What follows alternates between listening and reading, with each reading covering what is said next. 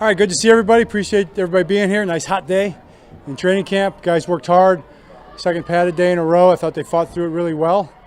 And we're in training camp. We're in the middle of it right now.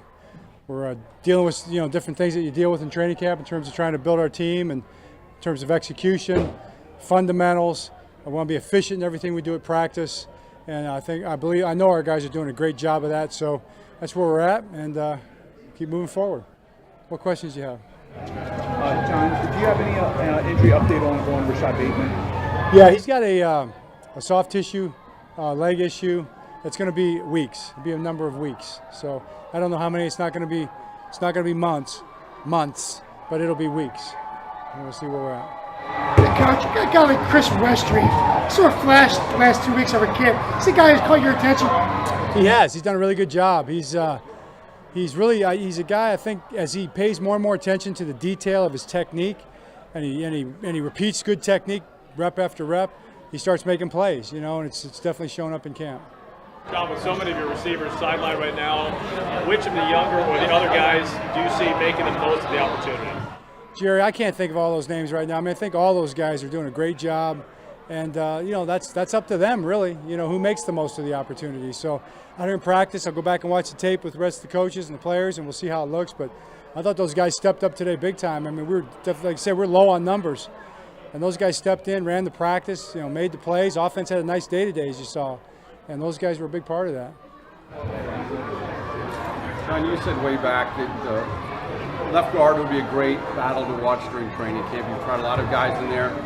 I know you won't tell us when you make a decision, but will that decision on who will be the starter go all the way up until week 1, or will you start to finalize that? Depends. We'd like to finalize it sooner than that, but you just never know. It's the decisions. Those decisions end up making themselves. You just got to pay attention, and make sure you understand what you're looking at, and that's what we'll try to do. And it's going to be practice. It's going to be games. It's going to be health.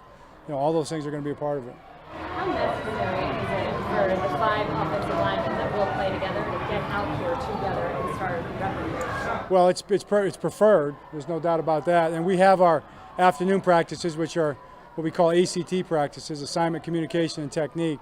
And those are where we've had the offensive line together. So at least they get that. But you just do what you do. It's training camp, and you don't always have all your guys out there. And John, when you have days like this, you haven't had many days like this.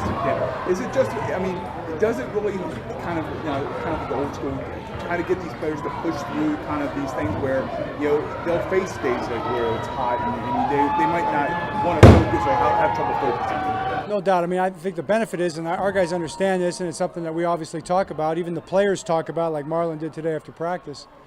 That's when you basically.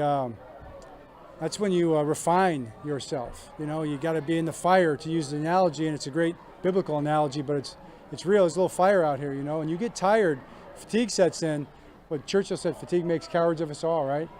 The ability to fight through that and still have good technique and know what you're doing. And we tell them all the time, you're tired, but so's he. So it's who handles it the best in that situation is the one that ultimately wins. So that's what we try to work on. John, I missed a little part early. So Bateman, you're still hopeful maybe for week 1? Come on. I'm not going to answer any of those questions right now. Yeah, I'm still hopeful, but I'm giving you all I'm going to give you on we're getting close to the season now. So the follow-up injury questions are not going to be met with, answers.